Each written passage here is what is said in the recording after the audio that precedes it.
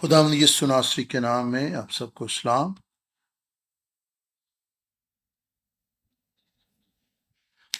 اس lecture میں ہم ان پشتوں کا ذکر کریں گے جن کا ذکر خداوند یسوع مسیح کے نسب نامہ میں نہیں آیا۔ نئے عہد نامے کا آغاز نسب نامہ سے ہوتا ہے، متی پہلا باب، اور یہ کوئی خوشگوار مواد نظر نہیں آتا، بڑے بوریت کا باعث ہے۔ خدا نے کیوں کر ایسا کیا؟ کیوں خدا نے نسب نامہ ہی کو نئے عہد نامہ کے شروع میں رکھا؟ اس کی کوئی وجہ تو ہے۔ خداوند یسوع مسیح کا نسب نامہ جو ہے پرانے عہد نامے کو 41 ناموں میں پرانے عہد نامہ کو بیان کیا گیا ہے، اور اس نئے عہد نامہ کے آغاز میں نسب نامہ معنی خیز ہے، اور یہ وہ شخصیات ہیں جن کا ذکر کیا گیا ہے جو خدا کے عہد کی تکمیل کا حصہ بنی۔ اس سبق میں ہم سیکھیں گے کہ بہت سی پشتیں ہیں جن کا ذکر نہیں کیا گیا،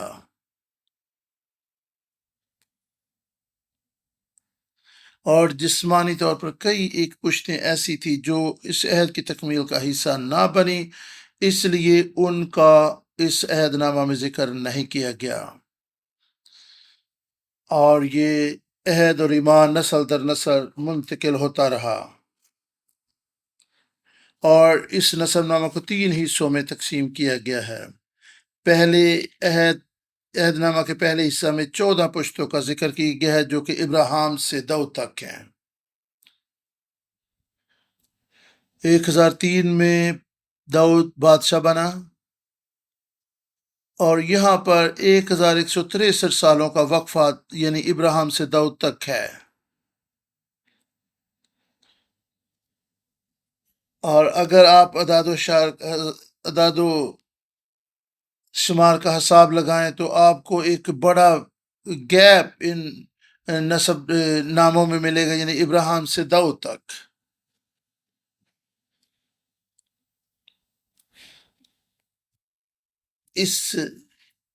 اس سے ظاہر ہوتا ہے کہ کچھ ایسی پشتیں ہیں جو اس نسب نامے کا حصہ نہیں بنی۔ ہم ان پشتوں کو دیکھیں گے جو اس نسب نامہ میں موجود نہیں ہیں اور کیوں موجود نہیں ہیں، اور پھر دیکھیں کہ یہ نسب نامہ ان پشتوں کے اندراج کے بغیر کیسے آگے بڑھا۔ پہلی بات، سب سے پہلے ہم دیکھیں کہ کون سی پشتیں اس نسب نامہ کا حصہ نہ بن سکیں۔ ہر ایک نام کو جب ہم پرانے عہد نامہ میں دیکھیں گے تو دیکھیں گے کہ ہر ایک پشت میں ایک بڑا گیپ موجود ہے، اور یہ نسب نامہ متی 1 باب میں ابراہیم، اسحاق، یعقوب، یہودا، فارس، اسرون، رام، امیناداب، نحسون، سلمون، بوئز، عبود، یسی اور داؤد، یہ 14 پشتیں ہیں جو اس نئے عہد نامہ کے پہلے حصے میں بیان کی گئی ہیں۔ ابراہیم، اسحاق اور سے واقف ہیں، اور یہودا جو ہے یہ ابراہیم کی چوتھی پشت ہے۔ فارس جو ہے جو تمر سے یہودا کے ہاں تمر سے پیدا ہوا، اور یہاں پیدائش 3 سے 8 باب تک آپ دیکھ سکتے ہیں، بلکہ 38 باب تک کہ یہ پشتیں تسلسل کے ساتھ ہیں، لیکن جب حسرون آتا ہے، پیدائش 46 باب 8 آیت میں یہاں پر یعقوب کے ان 70 افراد کا ذکر ہے جو یعقوب کے گھرانے سے ملک مصر گئے۔ 70 فیملی ممبر جو ملک مصر میں 1876 قبل از مسیح میں گئے، وہ یہاں پر اس نسب نامہ میں درج نہیں ہیں، اور یہاں پر پہلی تواریخ 2 باب 9 آیت کو دیکھیں تو حسرون کہ ہاں جو رام اور امیناداب پیدا ہوئے. اور پہلی تواریخ 2 باب 10 آیت.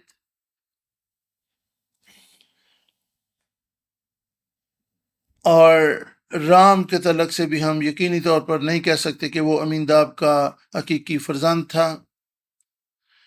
اور یہاں پر یہ جو نسب نامے ہیں ان کو، اور یہ سیگمنٹل عہد نامہ،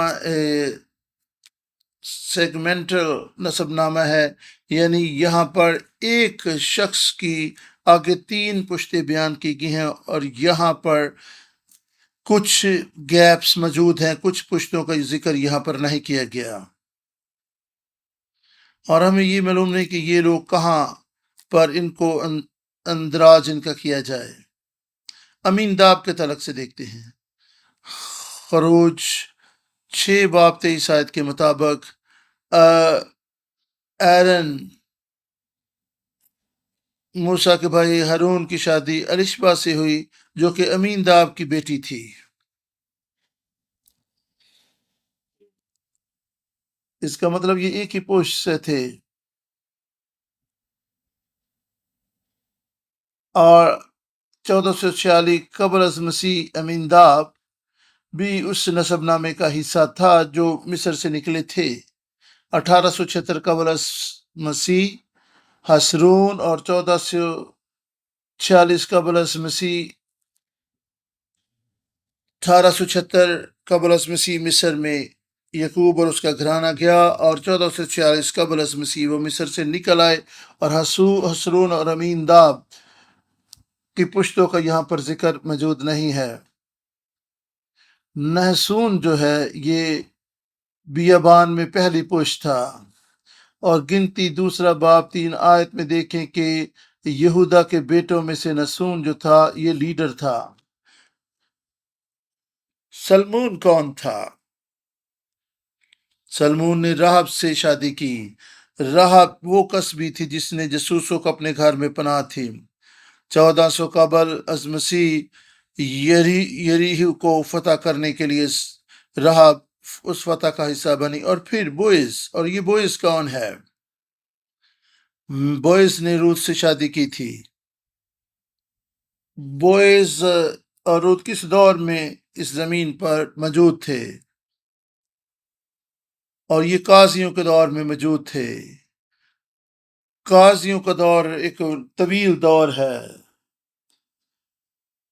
اور یہ 1390 سے 1050 قبل از مسیح، یعنی یہ 340 برسوں تک محیط ہے. اور قاضیوں کے دور میں بوئز اور روت موجود تھے.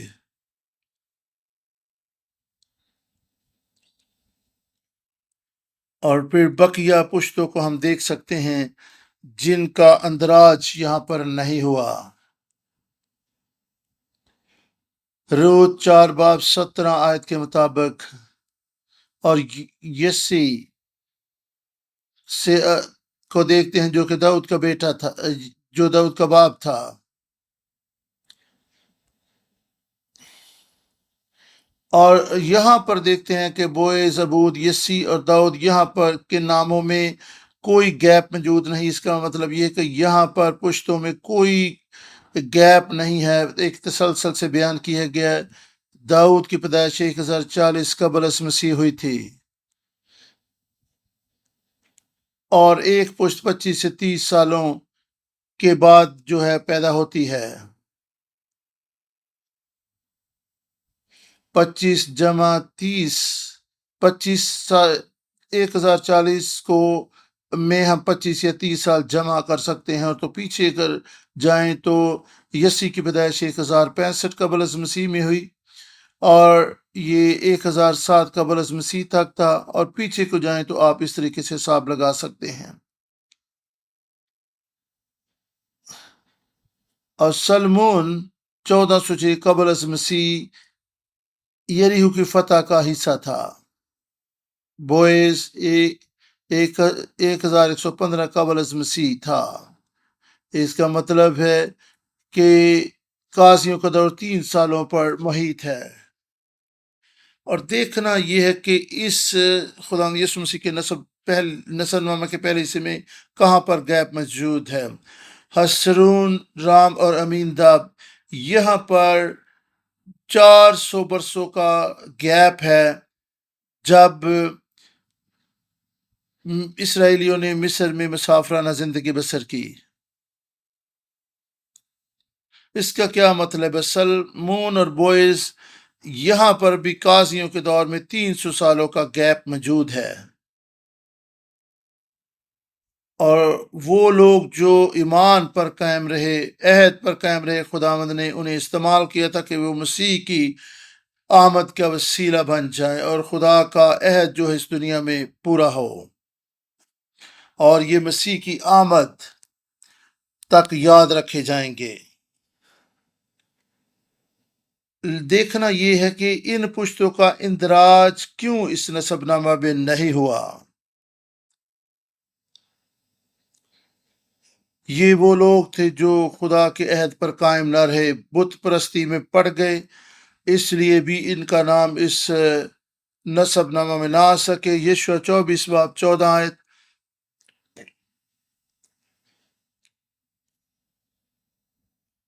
اور موسیٰ، یشوع نے انہیں کہا کہ خداوند اپنے خدا کا خوف مانو، اس کی عبادت کرو، اور ان بتوں کو جن کی تمہارے آباء و اجداد پرستش اور عبادت کرتے رہے مصر کے دریا کے اس پار، ان کو اپنے درمیان سے دور کر دو۔ یشوع 24 باب 14 آیت۔ دوسری بات، یہ سبت قوم، ملک مصر میں سبت کو نہ ماننے والے لوگ، قدیم زمانہ میں مصر میں 10 دنوں کا ہفتہ ہوتا تھا، 10 دنوں کا ہفتہ ہوتا تھا، اور سبت تو ہر 7ویں دن آتا ہے۔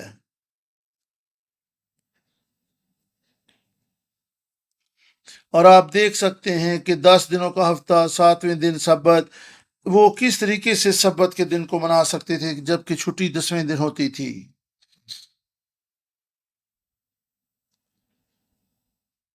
اور مصر جو ہے زوال پذیر دنیا کی تصویر ہے، اور وہ تہذیب خدا کے کلام کے مطابق نہیں تھی، وہ اپنی راہ اور روش پر چلتے تھے اور خدا کے کیلنڈر کو نہیں مانتے تھے، وہ خدا کے وقتوں کا خیال نہیں رکھتے تھے، اور بہترین طریقہ یہ ہے کہ سبت کے دن کو پاک مانا جائے اور خدا کے کیلنڈر کی تابعداری کی جائے۔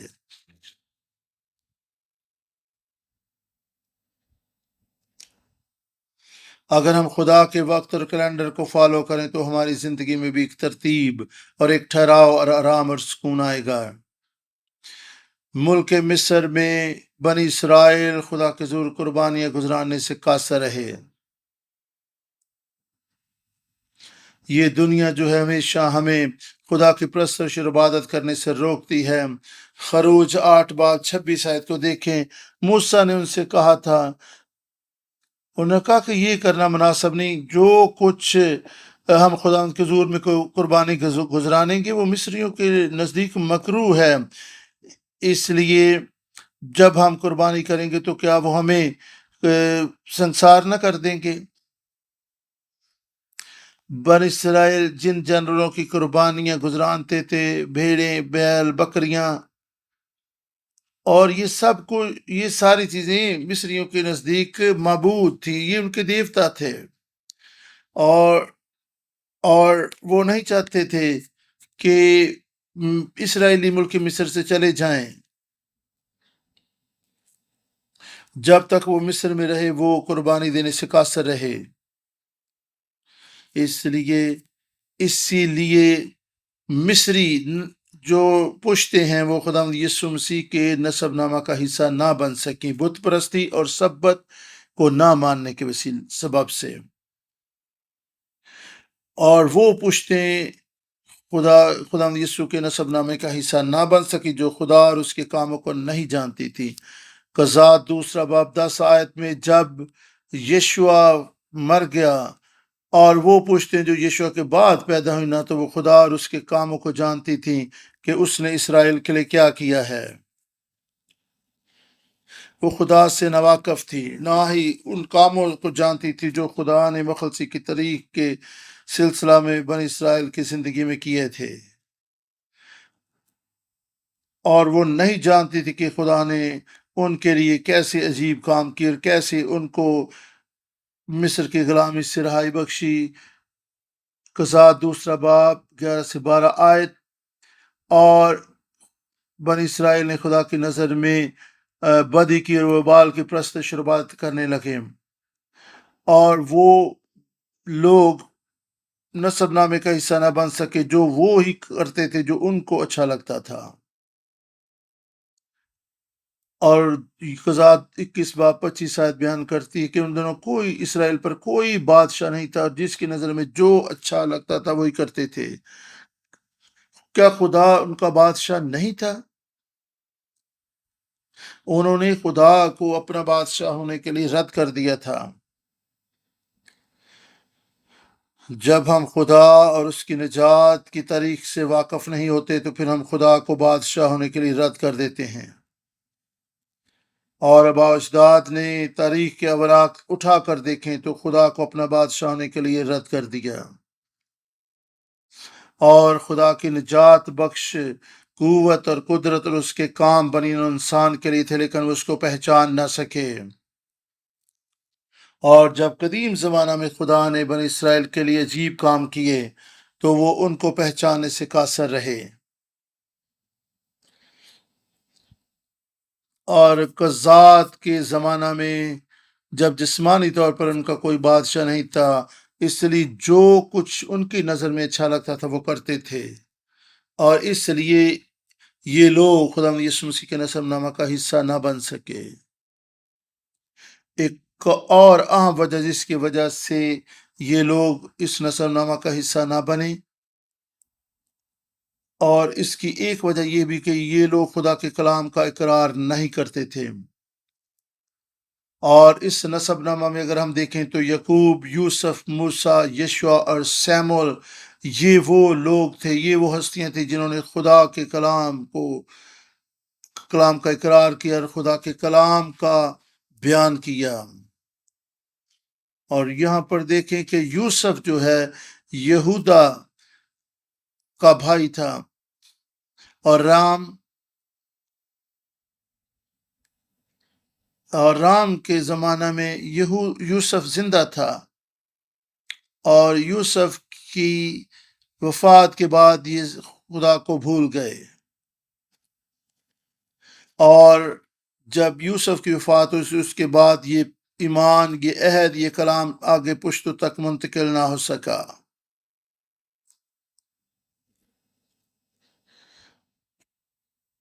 اور 400 سالوں کا وقفہ یہاں پر ہمیں نظر آتا ہے یشوع کی وفات کے بعد، اور یشوع کی پیدائش کے بعد بھی لوگ خدا کے کلام کا اظہار، اقرار اور اس پر عمل پیرا ہونے سے قاصر رہے۔ سیمول کے زمانے میں جو کہ قاضیوں کا دور تھا، وہاں خدا کے لوگوں نے خدا کے کلام کا اقرار کیا اور اس کی تعمیل کی اور اس کی تابعداری میں زندگی بسر کی۔ ہمیں ایک ایسی پشت کھڑی کرنی ہے جو لیڈرز ہوں، جو مشکلات کا سامنا کرنے کے باوجود نسل در نسل خدا کے کلام کی میراث کو منتقل کرتے رہیں، تاکہ جو کوئی خدا کے کلام کو سنے وہ اس کو سیکھے، سمجھے اور آگے منتقل کرنے والا ہو۔ امثال 29 باب 18 آیت کو دیکھیں، جہاں رویا نہیں لوگ بے قید ہو جاتے ہیں، لیکن مبارک ہے وہ جو شریعت پر عمل پیرا ہوتا ہے۔ جب رویا نہیں تو لوگ اپنی منمانی کی زندگی بسر کرتے ہیں۔ تیسری بات، لیکن اب دیکھنا ہے کہ یہ نسب نامہ کیسے آگے بڑھتا رہا۔ اگر اتنا 400 سالوں کا، 300 سالوں کا درمیان میں وقفہ ہے اور یہ طویل مدت ہے، 7 صدیاں، تو پھر کیسے یہ نسب نامہ آگے بڑھتا رہا؟ کیسے یہ ساری ترتیب بنی؟ ہاں، اور اس طویل دورانی گیپ کے باوجود کیسے خدا کے لوگ اس ایمان کو بحال اور قائم رکھ سکے۔ پھر خدا نے مداخلت کی اور انہیں دوبارہ ایمان کے مقام پر لے کر آیا۔ 400 سال 300 سال کے وقفے کے بعد خدا نے پھر اپنے لوگوں پر نظر کی اور ان کے ایمان کو بحال کیا۔ ہم دیکھیں کہ خدا نے کس طریقے سے مداخلت کی تاکہ یہ نسب نامہ آگے بڑھ سکے، اور خروج کے زمانے کو ہم دیکھتے ہیں۔ اعمال 7 باب 17 آیت۔ اور جب وعدہ کا وقت پورا ہوا جس کی خدا نے ابراہیم کو یقین دہانی کرائی تھی، یہ آیت کیا بیان کرتی ہے کہ جب وعدے کی تکمیل کا وقت قریب آیا، اور جو کہ خروج کا وقت ہے، اور یہ وہ وعدہ تھا جو خدا نے ابراہیم سے کیا تھا۔ خروج 15 باب 13 آیت میں مشعل کے عہد کو خدا نے کہا تھا کہ تیری نسل مصر میں 400 برس تک غلامی کرے گی، اور اس کے بعد ان کو میں وہاں سے نکال لاؤں گا۔ اور یہ 500 سال پہلے یہ وعدہ کیا گیا تھا، اور خدا نے اپنے وعدہ کو پورا کیا۔ اور جب وعدہ کی تکمیل کا وقت آیا، خدا نے وہاں پر مداخلت کی۔ خدا نے پہلا کام جو کیا وہ یہ تھا کہ وہاں پر اسرائیل کی تعداد بہت زیادہ بڑھ گئی تھی۔ خروج پہلا باب 7 آیت کو اگر آپ دیکھیں تو وہاں پر آپ کو دیکھنے کو ملے گا کہ بنی اسرائیل کی تعداد بہت زیادہ بڑھ گئی، اور وہ ملک مصر میں زور آور ہو گئے، اور زمین ان سے مامور ہو گئی۔ خروج پہلے باب 17 آیت میں ہم دیکھ سکتے ہیں کہ یہ خدا کے منصوبے کا حصہ تھا کہ وہ تعداد میں بڑھ جائیں اور وہ زور آور بھی ہو جائیں، کیونکہ مصری جو تھے وہ اسرائیلیوں سے اب خوف کھانے لگے تھے۔ اور فرعون نے کہا کہ دیکھو بنی اسرائیل جو ہیں وہ بڑھتے چلے جا رہے ہیں، ایسا نہ ہو کہ یہ ہم سے زور آور اور طاقتور ہو جائیں۔ خروج پہلا باب 11 آیت میں لکھا ہے کہ فرعون اور مصریوں نے ان سے سخت محنت لی اور ان کو ستانے لگے اور ان پر ظلم و ستم ڈھانے لگے۔ جب اسرائیل کو ستایا گیا، ان پر ظلم ہوا، تو کیا ہوا؟ خدا کے کلام میں لکھا کہ جس قدر انہوں نے اسے ستایا، ان پر ظلم و ستم کیا، اسی قدر وہ زیادہ ہوتے گئے، ان کی تعداد بڑھتی گئی۔ جس قدر وہ ستائے گئے اسی قدر وہ بڑھتے چلے گئے۔ یہ خدا کے منصوبے کا حصہ تھا۔ جب اس طرح کی مصیبت اور دکھ آتا ہے، خروج 2 باب 23 اور 25 آیت میں،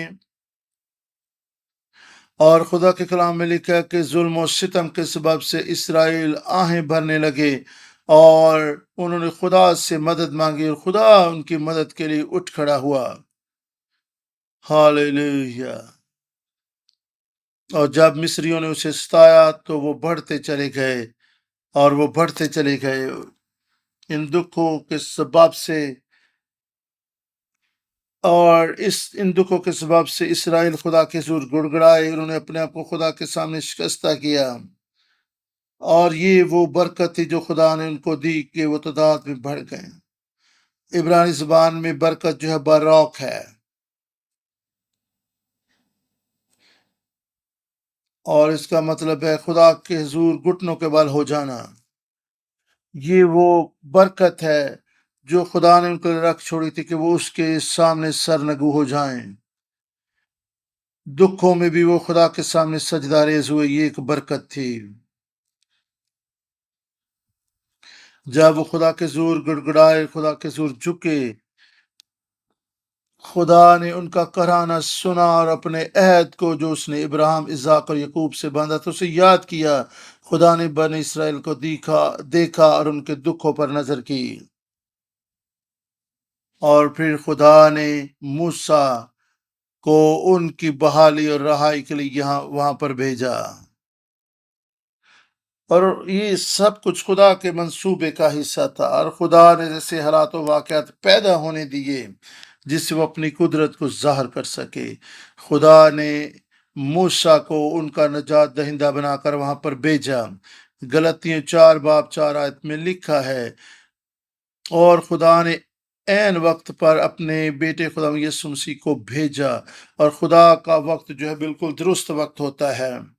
जब मूसा मुल्क मिस्र में आया, उसने बन इसराइल के बुजुर्गों को जमा किया, खरूज 4 बाब 29 से 31 आयत, और उसने हारून ने इसराइल के बुजुर्गों को खुदा उनकी बातें कह सुनाई, और 31 आयत में लोगों ने जवाब दिया, और लोगों ने उनकी बातें सुनी और ईमान लाए, और देखा कि खुदा ने उनको दुखों को देखा है, और वो खुदा के हुजूर में झुके और खुदा को सजदा किया 400 साल, और वो ईमान से दूर थे।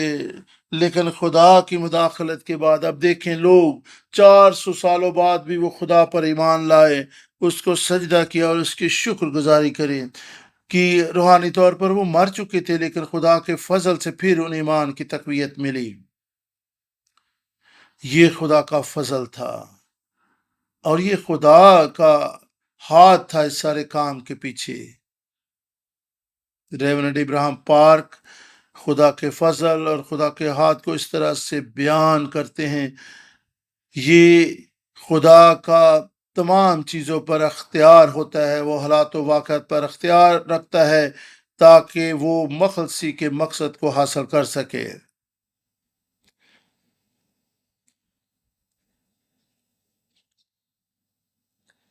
और हर तरह के बुरे हालात को भी खुदा ने मखलसी की तरीक के लिए इस्तेमाल किया और अपने मकसद को हासिल कर लिया।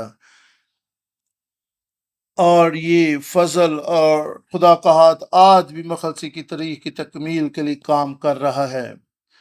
रोमियो 8 बाब 28 आयत में लिखा है कि तमाम चीजें मिलकर खुदा के लोगों के लिए भलाई पैदा करती, यानी उनके लिए जो खुदा के इरादा के मुताबिक बुलाए गए हैं। खुदा सारी चीजों को अपने मकसद की तकमील के लिए इस्तेमाल कर सकता है। अगरचे बन इसराइल की तरह आप भी मुश्किलात और मसाइल में से गुजर रहे हैं, फिर भी आप खुदावंद में शादमान हो सकते हैं, क्योंकि खुदावंद आज भी आपके लिए काम कर रहा है। वो हमारी जिंदगी में आज भी काम कर रहा है, और वो सारे हालात व वाक़यात को मिल मिलाकर हमारी बेहतरी और भलाई के लिए इस्तेमाल करेगा, और हम खुदा के काम और उसके हाथ के काम करने के वसीला से रहाई बहाली बरकत पा सकते हैं।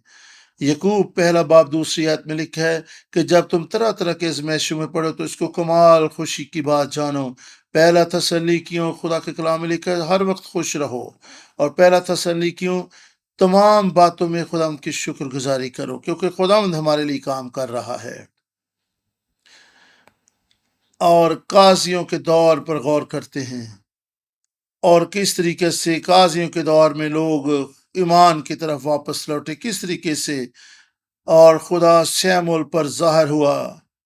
पहला शैमुल 3 बाब 21 आयत में खुदावंद शिलो के मकाम पर शैमुल पर ज़ाहिर हुआ, और उसे खुदा का कलाम मिला। शैमुल ने खुदा के कलाम की मनादी की, पहला शैमुल 4 बाब 1 आयत, और खुदा का कलाम शैमुल पर नाजल हुआ ताकि वो बनी इसराइल को सुनाए। ये बोएज ही था जिसने ईमान को कबूल किया और मसीह यीशु के नसब नामे को आगे बढ़ाया।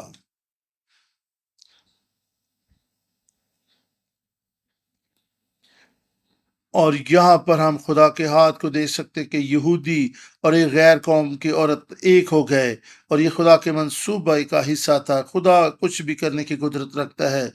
यहाँ पर रूत की किताब पर नजर करें, अली मलक और नौमी से महलून पैदा और महलून की शादी जो है वो रूस से हुई थी, और बैतलहम से वो कहत के सबब से अ, आगे बढ़े और किसी दूसरे मुल्क में जा बसे।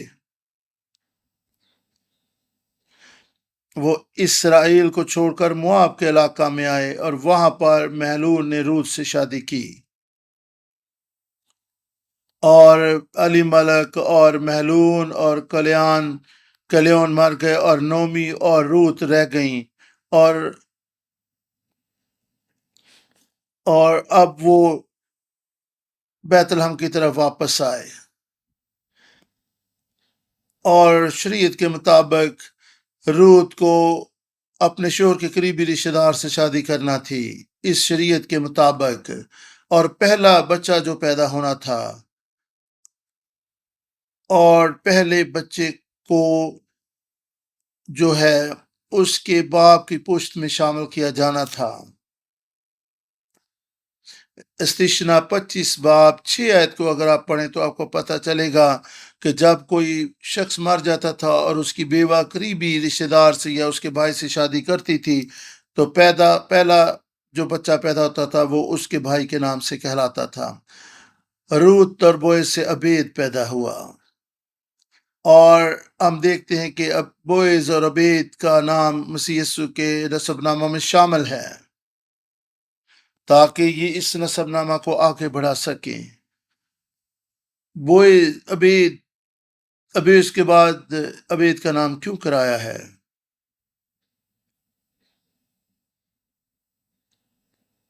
اور یہ بوئز اور روت کا اکلوتا بیٹا تھا، اور اسی بیٹے کو مہلون کا بیٹا کہلانا تھا، اور مسیح کی آمد تک اس سلسلہ کو آگے بڑھنا تھا۔ اور ان کا اگر یہ اکلوتا بیٹا تھا اور انہوں نے اس بچے کو مہلون کو دے دیا، یعنی مہلون کے نام کا کر دیا، اور یہ بیٹا مہلون کا بھی کہلایا اور بوئز کا بھی کہلایا، اور یہ ایک ہو گئے، اور پھر عبید سے ہم دیکھ سکتے ہیں کہ یسی اور یسی سے داؤد پیدا ہوا، داؤد کی نسل سے یسوع مسیح اس دنیا میں آیا۔ اور رومیو 11 باب میں مقدس پولس رسول اس طلق سے بات کرتے ہیں۔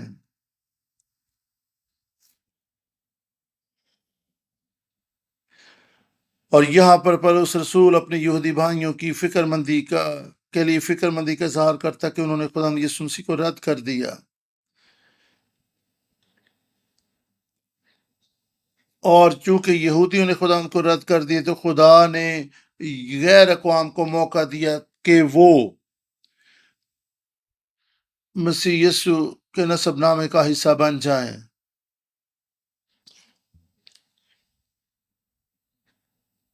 اور یہ غیر قوموں پر خدا کے فضل ہی تھا کہ روت مسیح یسوع کے نسب نامہ کا حصہ بنی، اور غیر قوموں کو مسیح یسوع کے نسب نامہ میں شامل کر لیا گیا۔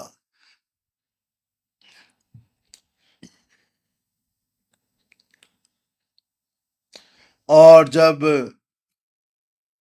جب غیر قوم کے لوگ اس میں عامل تو پھر یہودی بھی رجوع لائے اور ان کو بھی خدا نے اپنے نسب نامہ میں شامل کر لیا۔ یہ سب کچھ موابی عورت، غیر قوم کی عورت کے وسیلہ سے ہوا کہ خدا یسوع مسیح اس دنیا میں آئے۔ یہودی جنہوں نے یسوع کو رد کر دیا تھا وہ بھی واپس آئے، اور پھر وہ بھی مسیح یسوع کے نسب نامہ میں شامل ہو گئے۔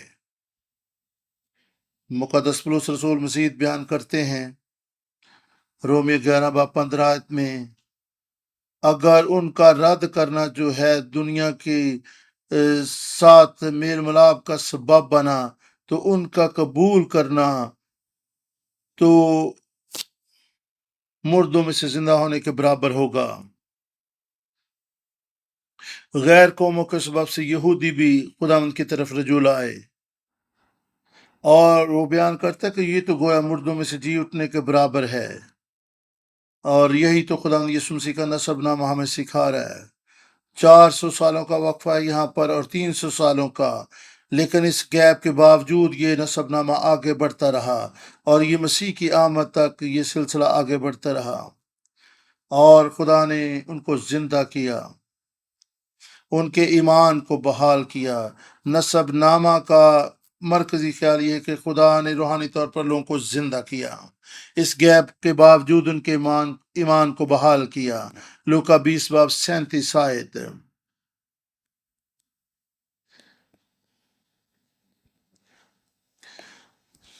लूका 20 बाब 37 आयत में मूसा के हवाले से जैसा कि मूसा ने देखा कि मुर्दे जिंदा किए जाते हैं, और जलती हुई झाड़ी में जहां खुदा ने मूसा को बुलाया और इब्राहिम, इसहाक और यकूब के खुदा ने उससे कलाम किया।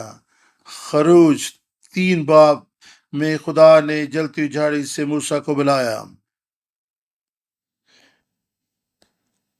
वहां पर तो किसी मुर्दों में से जिंदा होने का कोई जिक्र नहीं है। जब खुदा ने मूसा को बुलाया, खुदावंद बन इसराइल के ईमान को जिंदा कर रहा था। 400 साल मुल्क के मिस्र में गुलामी के दौरान उनका ईमान खत्म हो चुका था, वो रूहानी तौर पर मुर्दा हो चुके थे। जब खुदा ने मूसा को बुलाया और उसे मुल्क के मिस्र में भेजा ताकि वो उन्हें गुलामी से रहाई दे, खुदावंद उन्हें वापस लेकर आया।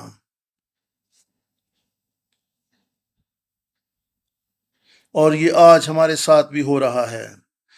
इफ्सियों 2 बाब 1 आयत में लिखा है, और पौलुस रसूल बयान करते हैं, तुम अपने गुनाहों के एतबार से मुर्दा थे। और पौलुस ये नहीं कह रहे कि गोया तुम मुर्दा थे, पौलुस रसूल ये कह रहे कि तुम अपने गुनाह और नाफरमानी के सबब से मुर्दा थे, लेकिन मसीह यीशु के वसीला से हम जिंदा किए गए हैं।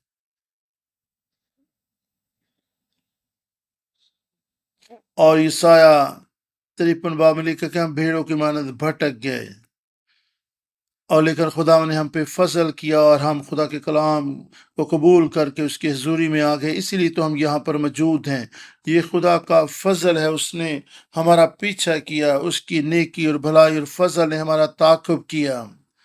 हम जो गुमराह हो चुके थे, खुदा हमें वापस लाया और उसने हमें गोया मुर्दों में से जिंदा कर दिया। वो हमें वापस लाया, उसने गोया हमें मुर्दों में से जिंदा कर दिया। वो खुदा हमेशा हम पर नजरें जमाए रहा और उसने हमें दोबारा से अपनी हजूरी में जमा कर लिया। आज भी खुदावंद अपने वादों की तकमील के लिए जिंदा है और वफादार है। और इस नसबनामे का मरकजी ख्याल मुर्दों में से जिंदा होना, ये खुदावंद का जबरदस्त फजल और उसका हाथ है जो हमें ये तफीक बख्शता है।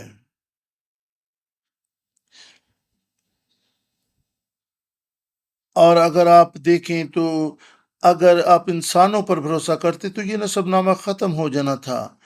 बहुत से लोग जिन्होंने खुदा से गद्दारी की, बेवफा हो गए, उनमें खामियां, गलतियां और गुनाह थे, और उन्होंने ऐसे काम किए जो खुदा की हजूरी में काबिल कबूल नहीं थे। लेकिन खुदा की ग़ियूरी और उसकी शफकत और मोहब्बत ने मखलसी के मंसूबे को पूरा किया। ये खुदा ही का फजल और उसकी शफकत है कि जो हमें थामे रहती है। इसलिए हम पूरी यकीन हो सकते हैं कि उसके वादे और उसका अहद हमारी जिंदगी में पूरा होगा। कोई एक लफ्ज भी ऐसा नहीं जो पूरा ना होगा। खुदा का जो अहद और उसका फजल हमारे साथ है,